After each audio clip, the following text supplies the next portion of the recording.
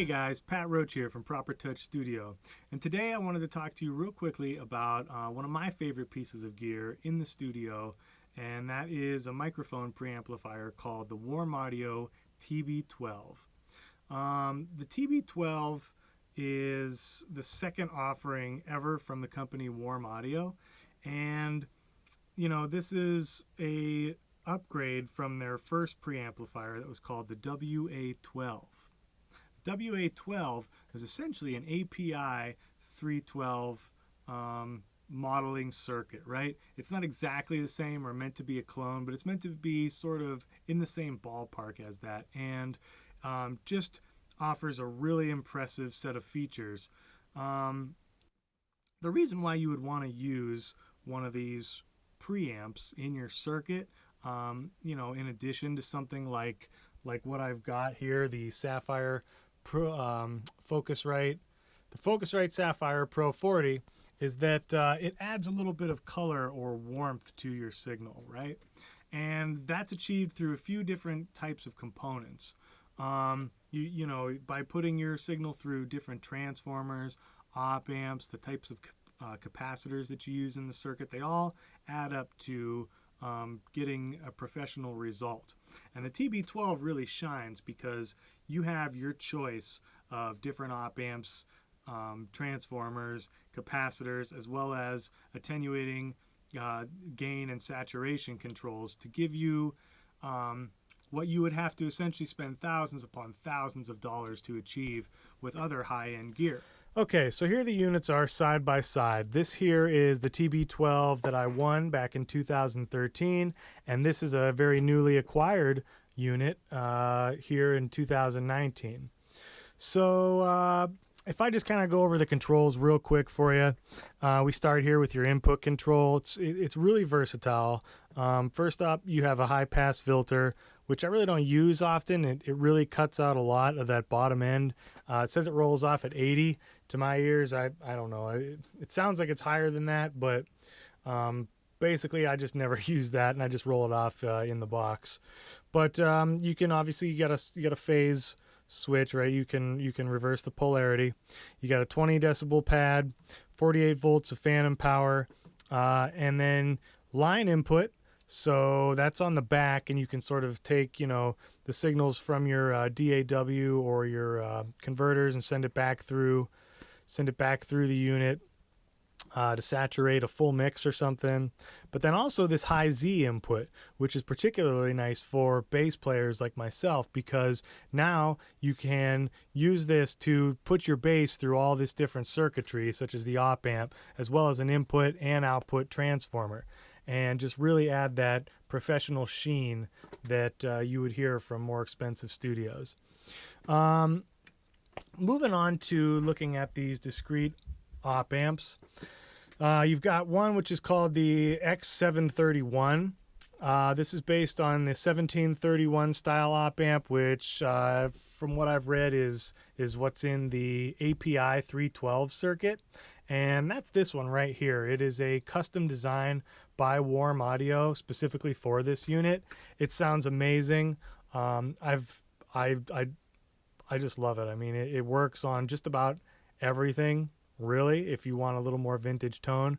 And what you'll notice from this model to this one is they both have this one has both the stock op amps in it. But what I've done in my older unit here is I've swapped out this X18 op amp. Now the X18 was modeled after the Jensen 918, which is basically a very clean sounding op amp.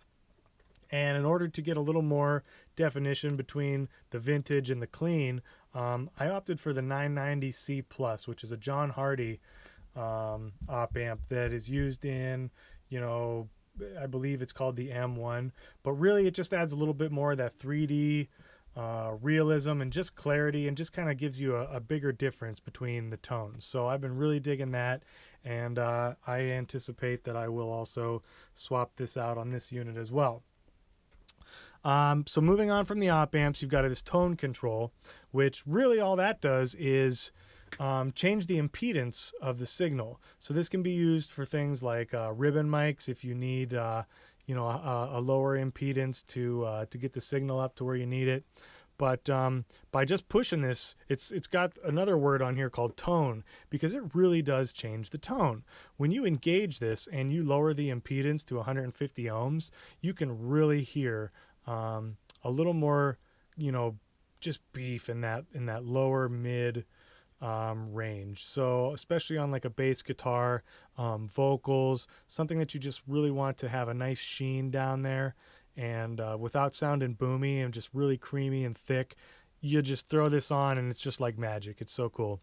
You got your choice of capacitors, the more vintage or tantalum capacitors when it's out, or the clean capacitors when pushed in. I'll have to look up exactly which one those are, but they don't influence the signal very much. I mean, you have to have this thing really saturated and then have the right source to really hear what this is doing. But it certainly does change the tone, but it's probably the least influential. And then here you can also bypass these transformers entirely. And so the transformers, to me, is where a lot of the magic really starts to happen, okay? So you've got your choice of a steel transformer. And looking at this diagram, it does exactly what it shows you there. It sort of rolls off some of the top and the bottom of the signal and just gives you a real mid-forward heavy sound. I really love this, particularly on a lot of vocals, especially like rap vocals and things, because now they're just really in your face, and you don't have some of the harsh highs or the boomy lows that sometimes you can have with a vocalist, especially when you're moving back and forth on the mic and such. So this steel is just amazing. But then if you're recording something like bass guitar, or if you have a vocal that like female vocals or something where you really do need that upper sheen and you want to have the full spectrum of the signal, you throw it on this nickel, and that's just gives it the full tone, just beautiful highs and just tight low end. So that's just magic, man. I'm telling you, when you put your signal through this, you have your choice. You can tailor it the way that you want it. I would have to spend thousands of dollars to get this type of flexibility from other types of preamps. I've recorded with engineers using things like the A Designs Pacifica, API 312s, Millennia. There's all these really amazing preamps out there. Not to discount any of them, but I can't afford those, right? But what I can afford is a TB12, especially when you're good at writing reviews and you get one for free. So anyway, that's a quick snapshot of these units. I just wanted to kind of show you that what Warm Audio does, why I choose to keep these in my studio, and just continue to be amazed at the kind of tones I can pull from it, but also to kind of show that Warm Audio is a company that is continually improving, right? This first model that they had was, like I said, it was their second offering. There's a lot of unused space in here. They probably got this chassis in mass quantities that was for something else, popped another hole in a few spots, and kind of went with it, right? And as the company has evolved, they're making better use of the space that they have. They've now got the internal power supply. And if I just flip this over real quick, it is internal. It's got a switchable from 120 or 220 volt AC input, and the spacing of the pots and the jacks and things are a little bit closer together. But hey, they're still making an amazing product. The only other differences I think I can see is the stenciling on here, it's a little bit sort of thicker. It looks a little bit different from the earlier unit. But hey, I can't wait to get these things fired up in my rack, and I'm going to do a couple of shootout sound tests, and I'll post them up to see what you think. So look forward to that. But for now, I'm Pat Roche. This is Proper Touch Studio, and talk to you next time.